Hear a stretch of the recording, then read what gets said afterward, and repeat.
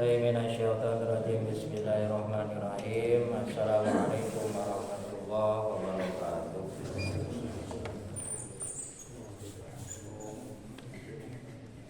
Innal hamdalillah wassalatu wassalamu ala Rasulillah. Asyhadu an la ilaha illallah wahdahu la syarika lah wa asyhadu anna Muhammadan abduhu wa rasuluhu la nabiyya ba'dah. Allahumma shalli ala sayyidina Muhammad wa ala ali sayyidina Muhammad. Rabbi shrah li sadri wa yassir li amri wa hlul min lisani yafqahu qawli. Rabbi zidna ilman nafi'a warzuqna fahma wa amalan mutaqabbala wa alhiqna bis shalihin. Amin. Para jamaah salat subuh yang dirahmati Allah Subhanahu wa taala, alhamdulillah dengan izin qudrat iradat Allah Subhanahu wa taala, pada pagi ini kita semua masih diberikan kenikmatan yang luar biasa, di antaranya yaitu nikmat sehat walafiat, kedua yaitu nikmat masih terkanya hidayah Allah kepada kita semua, sehingga kita semua masih bisa beristiqomah dalam beramal kebaikan. Mudah-mudahan amaliyah yang senantiasa kita kerjakan, yang senantiasa kita amalkan, menjadi satu wasilah kita benar-benar mendapatkan ridha rahmat maghfirah Allah Subhanahu wa taala. Para jamaah salat subuh yang dirahmati Allah Subhanahu wa taala, karena berkaitan dengan 17 Agustus ya, kita kan lombanya mencari ridha Allah ya. Kita doakan dulu para pahlawan yang alhamdulillah dengan jasa beliau kita semua sekarang bisa menikmati tumaninahnya ibadah, tumaninah beraktivitas ya, karena syariat jasa-jasa beliau. Kita doakan mudah-mudahan para pahlawan yang telah berjuang dulu memerdekakan yaitu negara kita ditempatkan di tempat yang paling diridhoi oleh Allah Subhanahu wa taala. Ibadatul Quran syawlillahumul Fatihah. A'udzubillahi minasyaitonir rajim. Bismillahirrahmanirrahim. Alhamdulillahirabbil alamin arrahmanir rahim maliki yaumiddin. Iyyaka na'budu wa iyyaka nasta'in ihdinas siratal mustaqim siratal ladzina an'amta 'alaihim ghairil maghdubi 'alaihim waladdallin. Nah, jamaah salat subuh yang dirahmati Allah Subhanahu wa taala, kajian terakhir kemarin yaitu tentang masalah permasalahan anak kecil yang mempunyai harta gitu ya, baik masalah anak kecil yatim atau yang masih punya orang tua tapi dia sudah punya harta sendiri, seperti anak artis biasanya ya, kemarin biasanya sudah punya harta sendiri biasanya. Nah, itu kemarin menjadi permasalahan terutama dengan masalah apa? Zakat. Insyaallah untuk pagi ini yaitu tentang masalah kafir dhimmi, kalau keburu masalah hamba sahaya dan masalah orang yang berkaitan dengan hutang. Kafir dhimmi itu yaitu non muslim yang baik. A'udzubillahi minasyaitonirrajim. Wa qala musannifu rahimallahu taala wa nafa'ana bil wa bi qarwati dan nabi asrarihi. Kemarin kan diantaranya syarat zakat itu harus muslim. Wa amma ahlu zimmi al-zimma fa in aksaru ala alla zakata ala jami'ihim illa ma ruwiyat ta'ifatun min tad'ifiz zakat ala nasori bani taglib. Sesungguhnya kalau kafir dhimmi yaitu non muslim yang baik, kebanyakan ulama itu ya udah tidak boleh zakat. Kenapa? Karena itu tidak termasuk apa syarat zakat, kan antaranya harus muslim. Namun sebagian golongan yang lain itu ada zakatnya, namun dilipat gandakan. Seperti siapa? Di antaranya dulu itu ada orang Nasrani yaitu Bani Taglib, kan dia itu hidup di lingkungan orang-orang muslim dulu diambil itunya apa zakatnya. Ani ayukhadha minhum misla ma yukhadhu minal muslim fi kulli syai'in. Yang dimaksud yaitu diambil dari golongan kafir dhimmi itu seumpamanya 2 kali lipat dari apa orang muslim. Kalau orang muslim misalnya zakat malnya 2,5%, yaitu berapa? Berarti 5% diambilnya gitu dari golongan non muslim. Apa tujuannya? Diantaranya nanti adalah diantaranya di sini kemarin sudah disebutkan tujuannya untuk menjaga terutama kenyamanan, keamanan bagi orang-orang non muslim yang hidup di lingkungan muslim, jadi untuk menjaga nyawanya. Wa miman qala bi hadzal qaul Asy-Syafi'i wa Abu Hanifah wa Ahmad wa Sauri. Tadi antaranya yang menekankan 2 kali lipat untuk zakat itu yaitu diantaranya Imam Syafi'i, Abu Hanifah, Imam Ahmad dan Imam Ats-Tsauri yang menekankan wajib membayar zakat 2 kali lipat. Walaisa an Malik bidzalika qaul, beda dengan kalau Imam Malik. Jadi yang bertentangan itu Imam Malik. Kalau Imam Malik itu tidak mewajibkan karena merujuk kepada awal, yaitu apa? Syarat yang awal. Kenapa ada kaitan wajib zakat kepada non muslim? Wa inna ma saraha ulai lihada li anau asbata annahu fi'la Umar bin Khattab bihim. Jadi rujuknya dulu zaman siapa? Khalifah Sayyidina Umar bin Khattab. Umar bin Khattab pun beliau mengambil zakat-zakat di antara siapa tadi? Orang Nasrani Bani Taghlib. Jadi tadi tujuannya untuk melindungi nyawa-nyawa mereka, terutama karena hidup bersosialisasi berniaga dengan orang-orang muslim. Tukana umra'u annamis tahada huwa tawakib walakin usul tu'ariduhu. Ulama yang tadi menekankan 2 kali lipat ganda itu diantaranya Syafi'i, Abu Hanifah dan yang lainnya, karena beliau tawakif, merujuk kepada apa? Mengikuti jejak Sayyidina Umar yang disebut dengan apa? Asar. Kalau mengikuti kepada baginda Rasul hadis, kalau yang diperlakukan oleh siapa? Sahabat disebut apa? Asar. Kan kaidah kata baginda Rasul, kalian ikutilah sunnahku, kemudian sunnah para sahabat. Nah, itu tujuan ulama yang menekankan diri kepada siapa? Sayyidina Umar. Walaupun cenah dengan dasar pokok utama itu keterangannya tu'ariduhu, bertentangan gitu, tidak ada. Karena tak kemarin, karena syarat diantaranya apa? Wajib zakat itu harus. Kemudian wa amal abid, bagaimana dengan hamba sahaya? Kan kemarin diantaranya syarat zakat itu harus huriyah, yaitu apa? Merdeka. Bagaimana kalau hamba sahaya? Fa inna nasbihim ala sati madhhabin. Kebanyakan ulama itu terbagi dalam 3 madhab. Fa qaumun qalu la zakata fi amwalihim aslan. Sebagian kaum tidak ada sama sekali zakat kepada hamba sahaya walaupun mereka punya harta sendiri.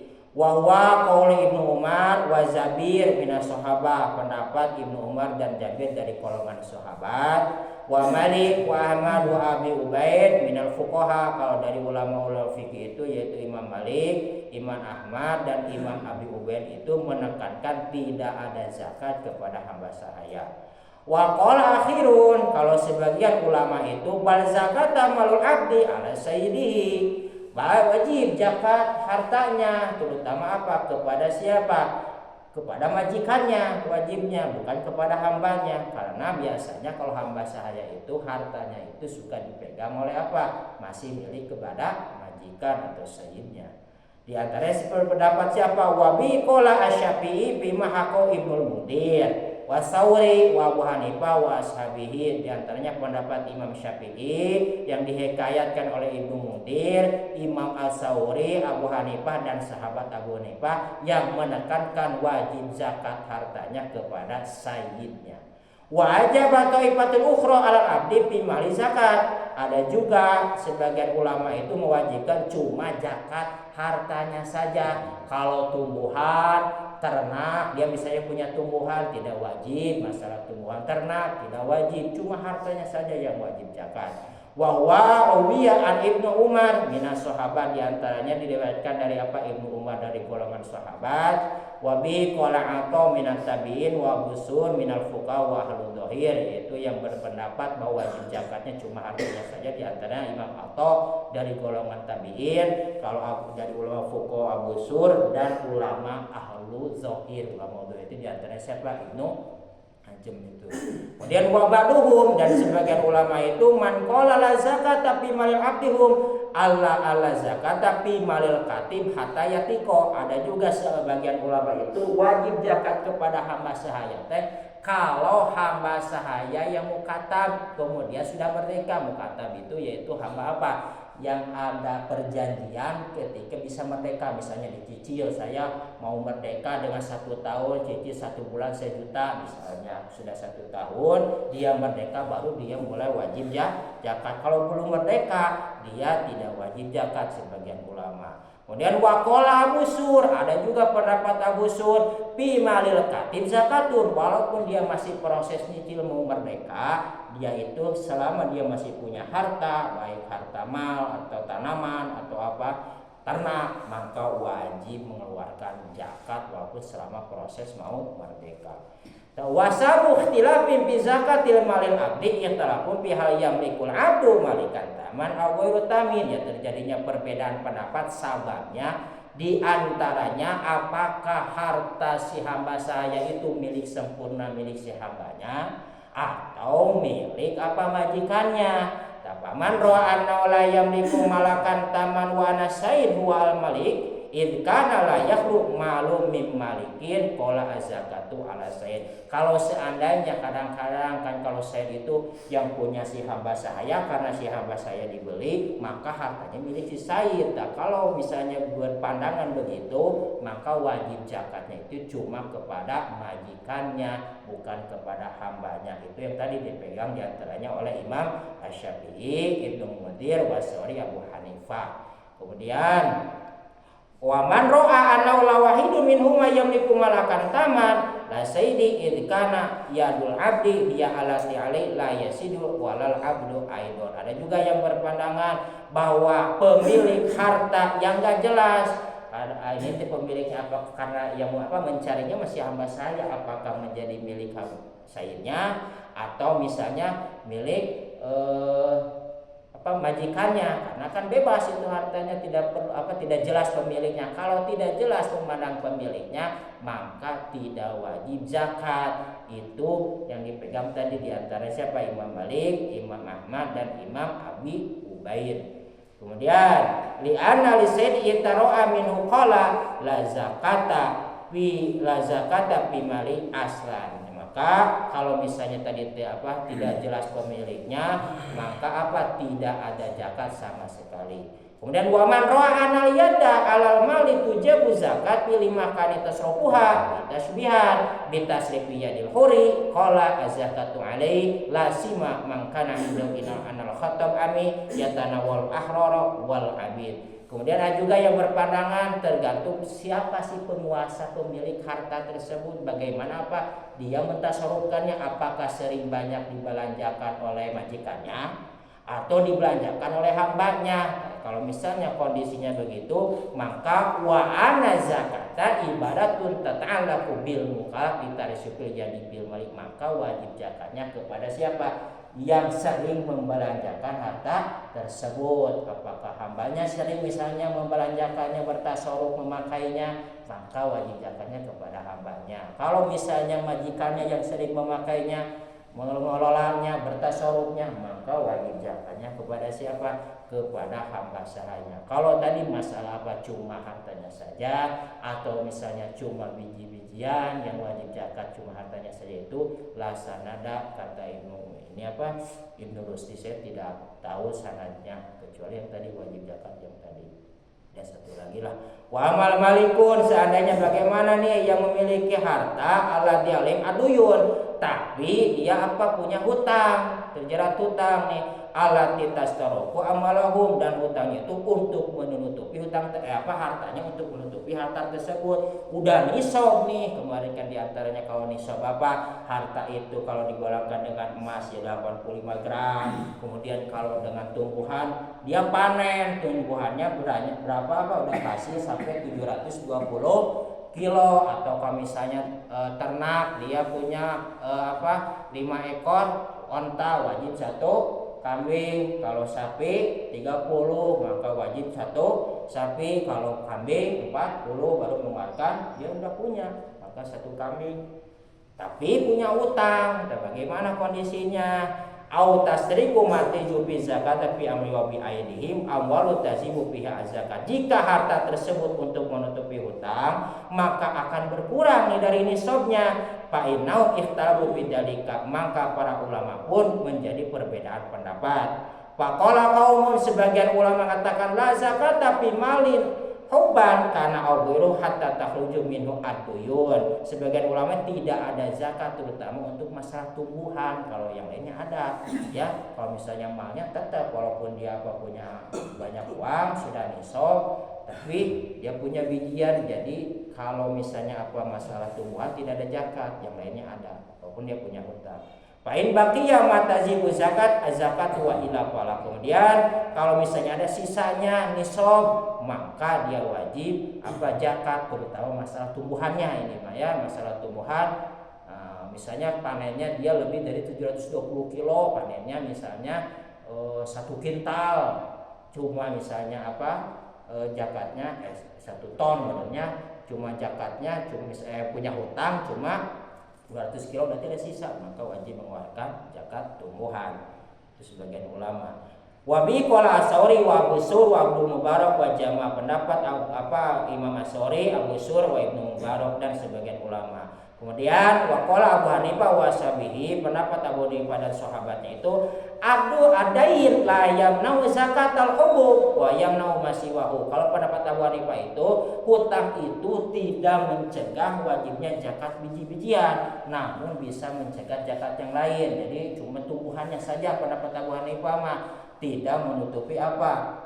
Menutupi zakat harta atau zakat ternak. Jadi kalau zakat harta sama ternak, pendapat Abu Hanifah dan sahabatnya wajib.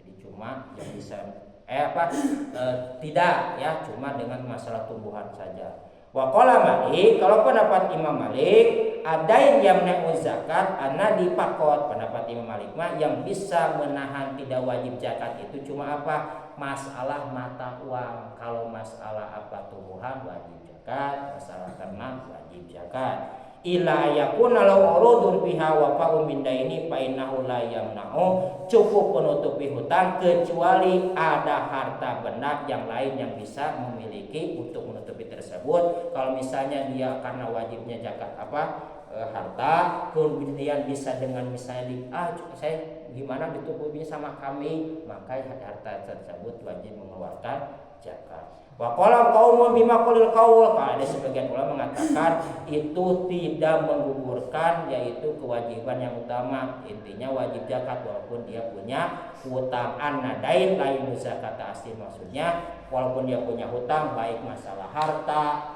ternak atau misalnya masalah tumbuhan, pokoknya wajib zakat walaupun punya hutang. Untuk selanjutnya takut kesiangan, mungkin nanti insyaallah ya, untuk sahabat terjadinya bolehnya zakat, dan juga yang tidak mewajibkan zakat, terutama orang yang mempunyai hutang. Barangkali ada pertanyaan. Si rusuh mau lomba, gitu ya. Kalau habis bayar zakat, bayar pajak, sekarang kan lagi rame itu zakat sama pajak sama atau gimana? Sebetulnya kalau di Mekah itu satu aja ya, bahasa zakat itu pajak sebetulnya, tapi beda kalau di kita, karena mungkin kita ya ada kewajiban yang lain, karena kan pajaknya intinya kalau istilah kita membayar petugas pemerintah ya, pajak kita bayar petugas pemerintah gitu, intinya menggaji pemerintah. Kalau zakat itu kan disebutnya hakullah, kita berhubungan dengan Allah gitu. Dan diantaranya terutama untuk masalah harta itu kan disebut ada hak fakir miskin gitu. Jadi harus dua-duanya kalau di sini ya. Kalau di Indonesia beda dengan di Mekah. Kalau di Mekah cukup sekali, kayaknya zakatnya besar pajaknya lumayan besar gitu, tergantung harta yang dia miliki, itu cukup sekali. Walaupun kata gubernur ya sama, kalau bertasarufnya kayak amilin katanya gitu. Nah itu intinya mah, kalau kita harus 2 kali ya. Kalau penerima pajak itu memang harus muslim, dan bagaimana yang tidak muslim tapi dia memang fakir?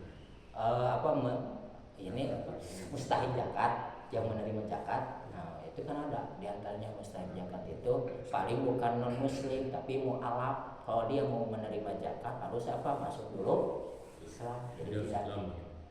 Jadi harus Islam.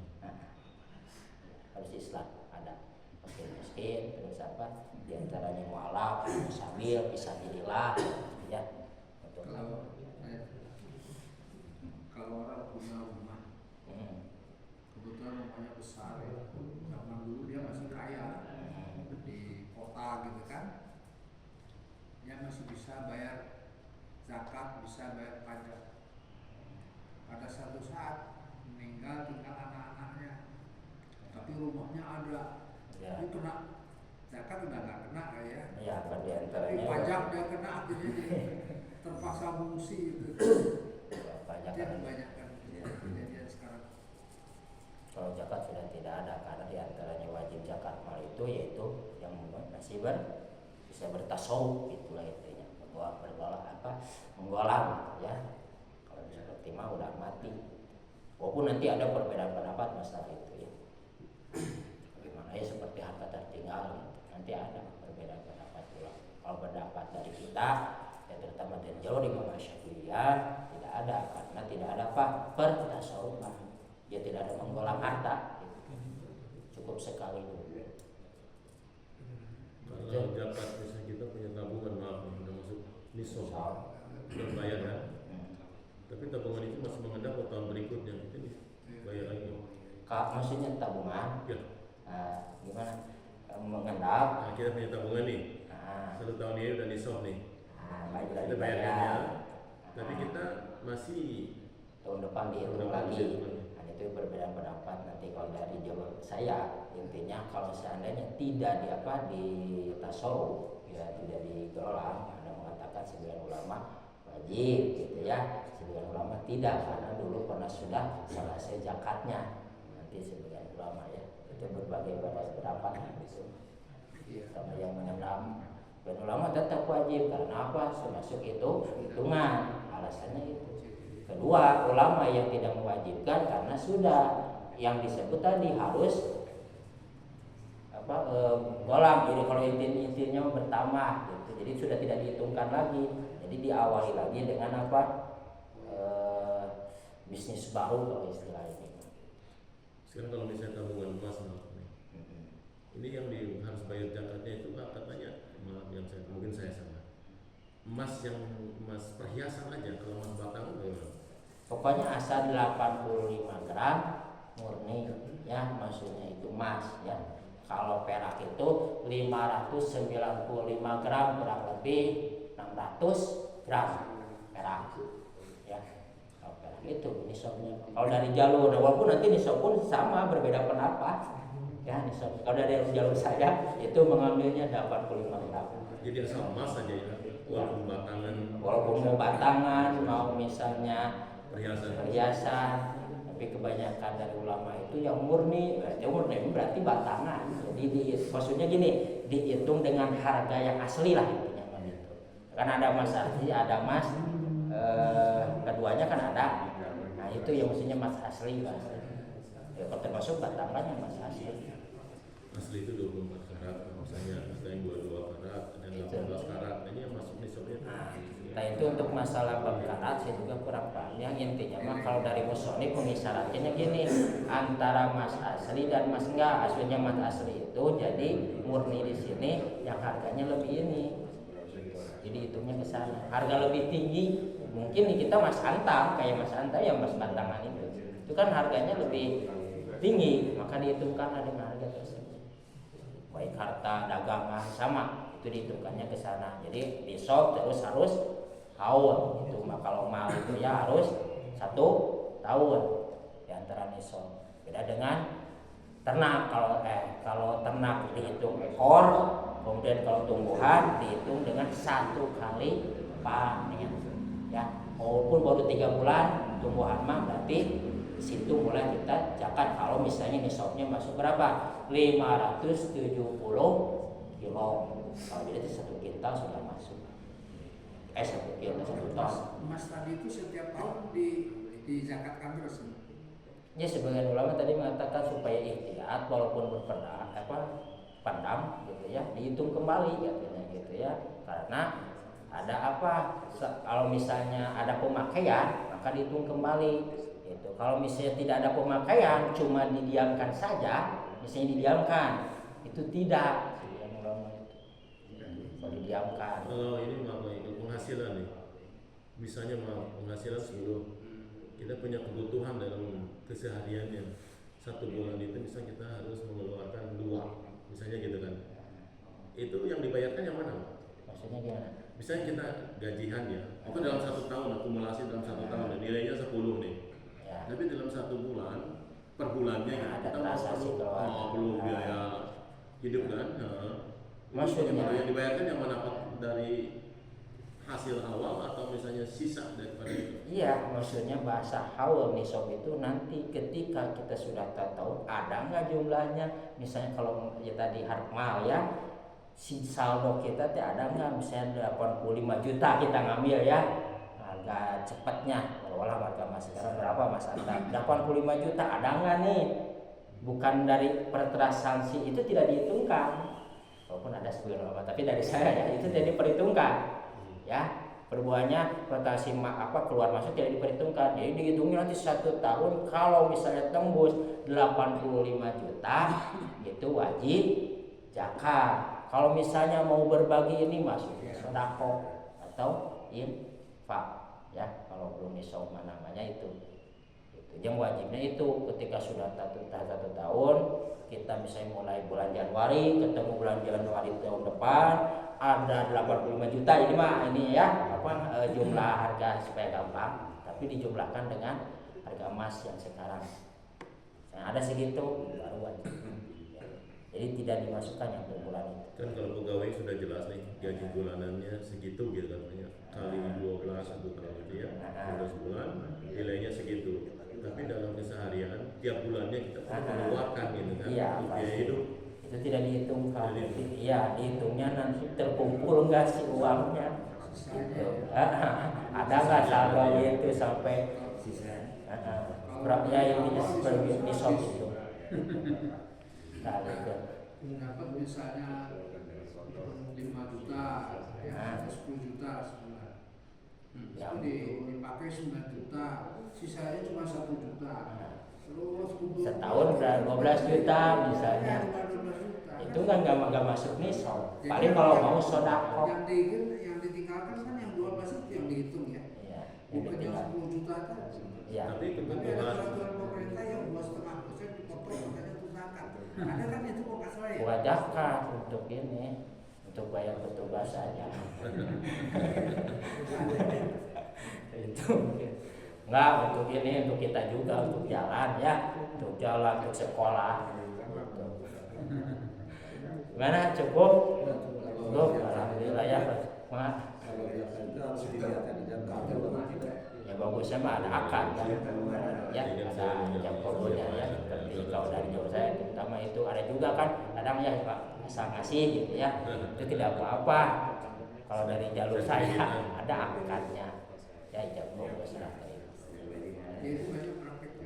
Ya, misalnya langsung udah punya niat, misalnya ya saya titip zakat mah itu pun sah saja sebetulnya. Kalau misalnya dari jauh saya tetap ada akad. Misalnya Bapak menyerahkan saya zakat mah saya terima, cuma gitu aja. Mau bahasa Arab mah enggak gitu ya. Bahasa Arab suka enggak ada, kalau bahasa Arabnya gini nawaitu al-hijjah zakatal mali. Ya kalau bahasa Arab. tapi niat cukup sekali kali Pak, bukan berarti kita bisa maaf ya, kita zakat nih masih bagi-bagi nih. Kita niat Cukup sekali saja. Setiap orang bisa Pak, saya niat zakat mal, niat zakat mal, dia nggak perlu kan? Bagusnya si zakat itu dialihkan kepada mustahik, itu amilin, kepada amilin. Jadi kita serahkan kepada amilin dan amilinlah yang membaginya.